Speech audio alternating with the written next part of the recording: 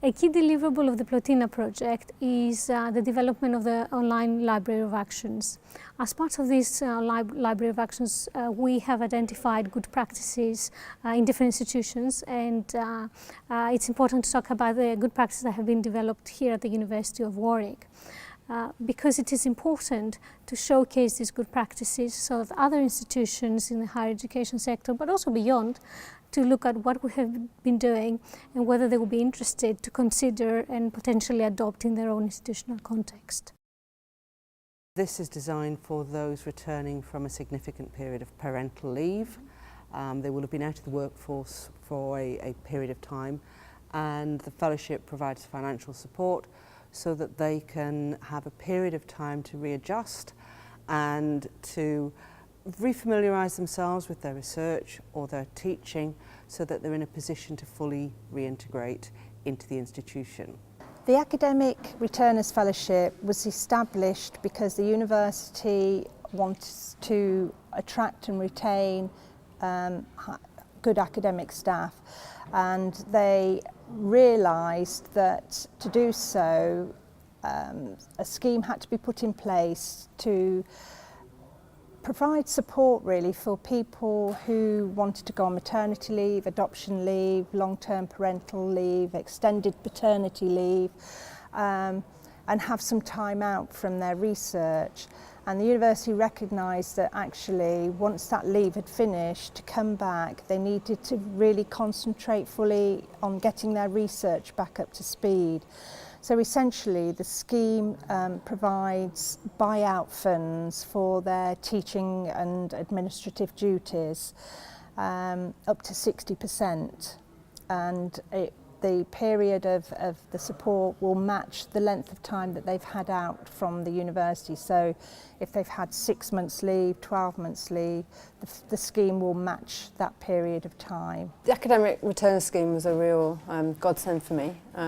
And so I had 10 months off and with my child, and then I was due to come back, and the academic returner scheme meant that I could match that, the 10 months, with 10 months of research time. I mean, at the time I'd gone off on leave, I was about 3/4 of the way through a book, had a deadline pending. Obviously I put that on hold, left it and done being a mum for 10 months. And so it would have been hard to come back into full-time teaching and administration, and even just getting my head back into my thinking and the ideas and stuff. So being able to come back, be part of the academic community again, have access to all my resources and colleagues, see my students, my PhD students, but at the same time actually have the time and the flexibility to still focus on my work was amazing. And it meant I finished my book, which honestly I wouldn't have done otherwise, I don't think.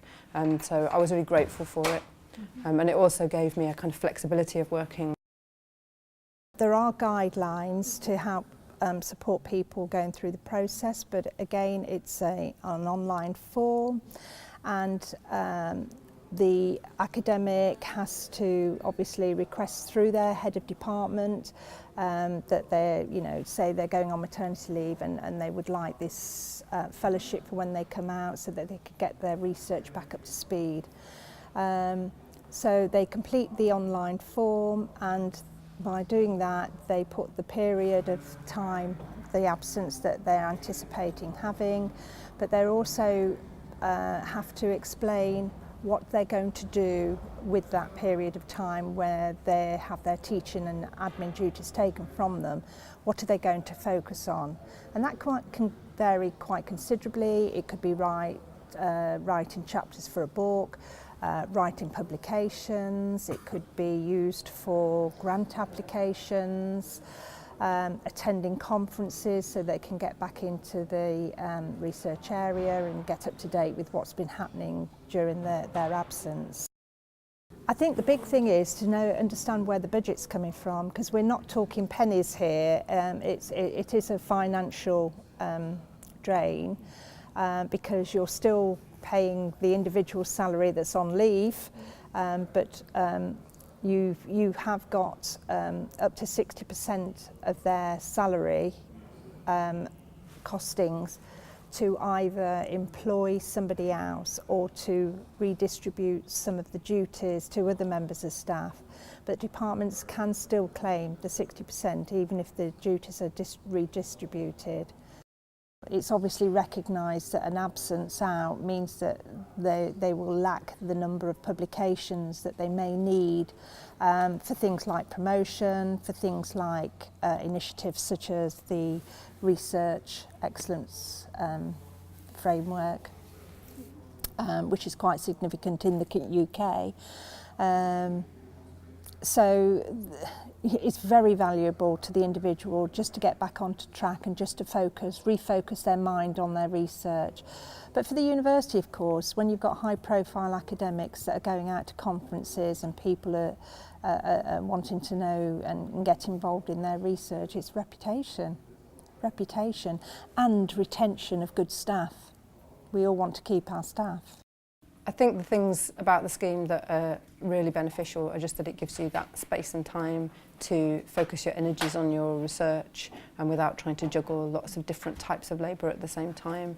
And time and space, you don't have a lot of time and space when you've got a new child, and so it's a real privilege to be able to do that, a real benefit. And it's quite an unusual scheme as far as I'm aware. I think it is a real generous thing for an employer to do. Obviously it benefits the employer as well. Our research is important, and if you want to facilitate people being able to research and being able to complete things and being able to produce all that stuff that the university wants us to produce as well as we want to do, then obviously it is a really important scheme. But no, the way it worked, certainly for me, was great, and it requires that departments follow through on that and support people actually doing it in practice. But the scheme's a good thing. Sometimes, and I'm not saying all, but sometimes departments don't follow the guidelines to the letter. And quite often they might adjust the teaching timetable to suit the period for when the individual might come back. So they're walloped with a whole term's full of teaching. Rather than the teaching being spaced over 3 terms, it's all in 1 term. And that's a little bit unfair. And sometimes they might ask them to do an admin duty such as admissions or something because they're good at it, and because there's nobody available to take it on. Institutions that really value their employees' research labour and that take seriously what it means to go off on parental leave, I think there are real benefits to a scheme such as this.